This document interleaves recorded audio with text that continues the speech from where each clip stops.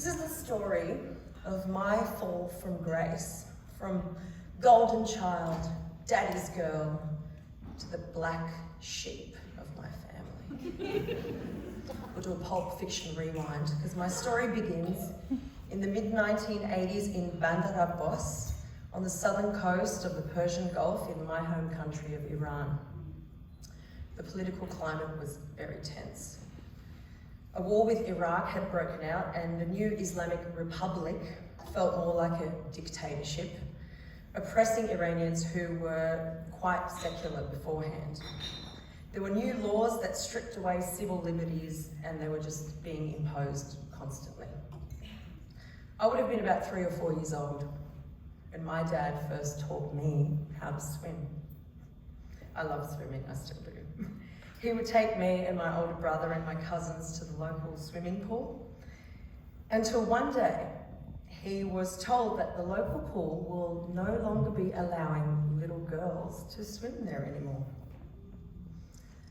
My dad expressed his outrage to no avail, but decided that day that he needs to find a way to leave our home of Iran. He says he just couldn't find the words to express to his vibrant little girl why she shouldn't be allowed to do anything a boy can do.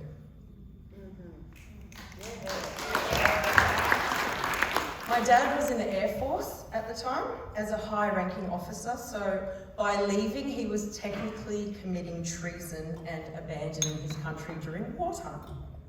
But he did it anyway. He risked his life, he packed up his wife and his 3 small kids, and he split. We left everything behind, never to return again.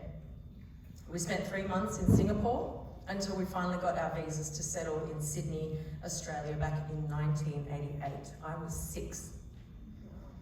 Now, you're hearing this for the first time, but I've heard this story my entire life, over and over again.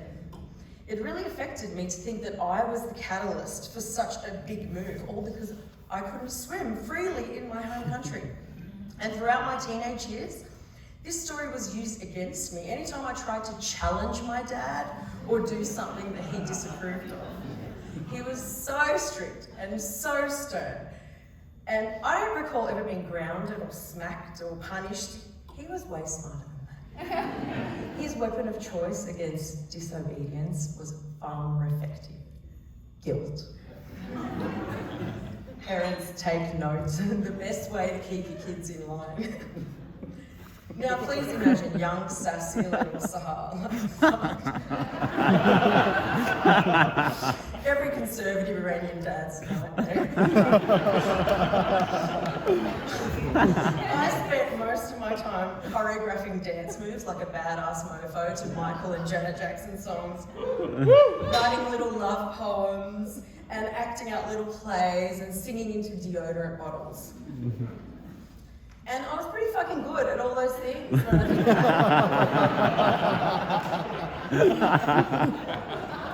But to Dad, the performing arts were like a waste of time, and he never encouraged me. One time I remember I received an award, a special award at school for excelling in drama, and he just refused to acknowledge it. He said something like, I'm going to do my dad's accent. You get award for academic subject, I will be proud. I'm not proud you get award for prancing around like you did at home being a show pony. What Daddy Dearest didn't realise at the time was that I was destined to be the greatest fucking show pony.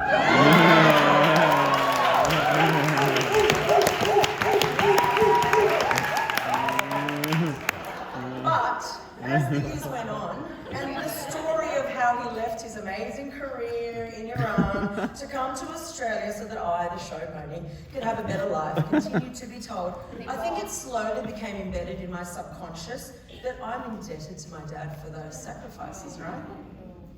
Now, for anyone who knows WOG parents, you would know that the best way to appease your family is through your academic achievements. Nothing raises your family's profile in front of Uncle Ahmed and the boys at your dad's backgammon crew like being a straight-A student. So by the time I was in year 8, that's precisely what I became. Little fucking smart cookie. Apple of daddy's eye. Now most of you are white people here, and that must be really nice for you. I bet when you were growing up and finishing high school, your parents would ask you, what do you want to do with your life, little Timmy? You want to take a gap year? You want to go on a Kentucky through Europe? You want to go TAFE or do an apprenticeship? What do you want to do? How quaint for you to have such infinite choices.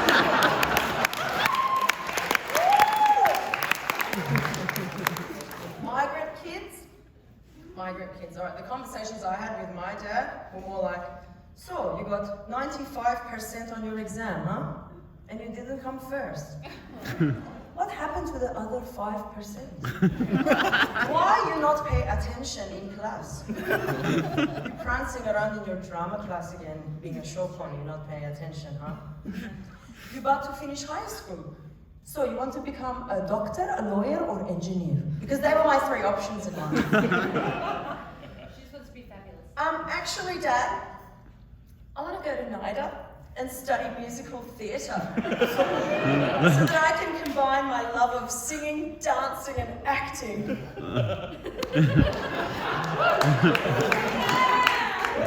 What? You want to become prostitute? Because that might as well have been what I said. Don't be stupid. I didn't bring you all this way from Iran to risk my life so you can be a chauffeur. Did I ever tell you the story about how they wouldn't let you swim? Get out of it, fucking story. Okay. You like performing. You should be a lawyer. Lawyers like being an actor. Courtroom is like a stage. You wear a silly costume, crazy wig, and they put on a show for everyone. And you make a good money, nice office. I tell my friends, my daughter is studying law. Ali's daughter is studying pharmacy. Lawyer trumps pharmacist. I will be the greatest dad of the greatest child. He didn't actually say that, but that's fucking what he was saying. It's all about him. But I bloody did it. I did it. The guilt made me do it. The fucking swimming story made me do it. I went and I studied law. Reluctantly. Very fucking reluctantly. It took me 9 years to finish a 5-year double degree. I kept dropping out. I travelled. You're a hot bitch. I even got married in between somehow, and divorced. I kept stopping and starting. It nearly fucking killed me. But in the end, I finished it. And I actually went on and became a lawyer. And I fucking hated it. It's not glamorous. Alan McBeal lied to me.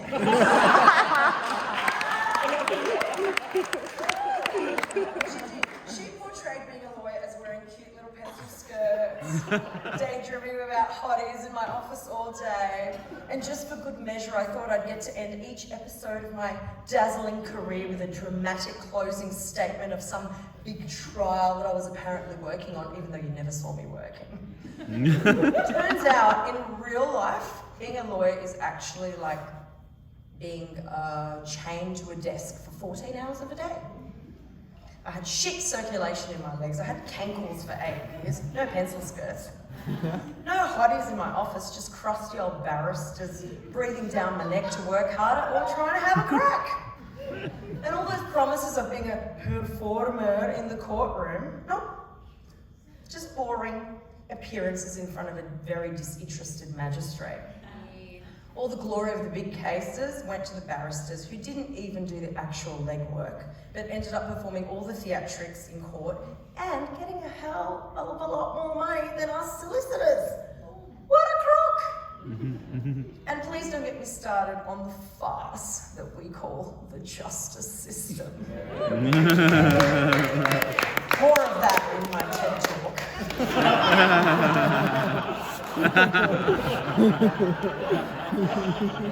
So one day I was about 31, right? And it was like I just woke up and I thought, what the fuck am I doing with my life? What the hell am I doing? This is not the life I wanted. What am I doing this soul-sucking, lucrative, but soul-sucking career? So I quit. And look at me now.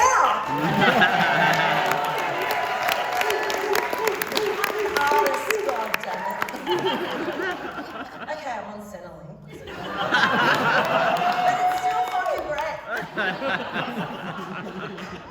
I'm fucking liberated.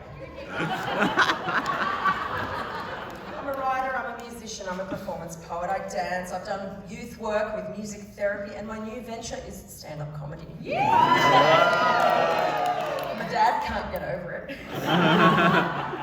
So when I bought my rickety old Toyota Coaster bus 3 years ago and announced that I'm leaving Sydney to go and live a life of being a gypsy mermaid muso on the East Coast, he nearly had his fourth corner in me. And until recently, very recently, when we would talk, Dad would still say, when are you going to come back to reality? This life you live is not reality. You are a lawyer.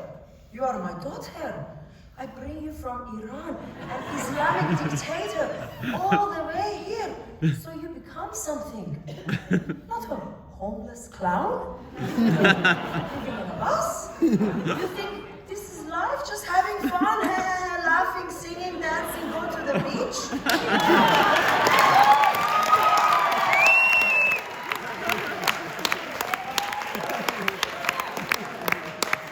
Yeah, Dad. That's exactly what I think. Life's a beach, and I'm swimming it. I'm 39 years old, and I know what you're thinking. She looks fabulous.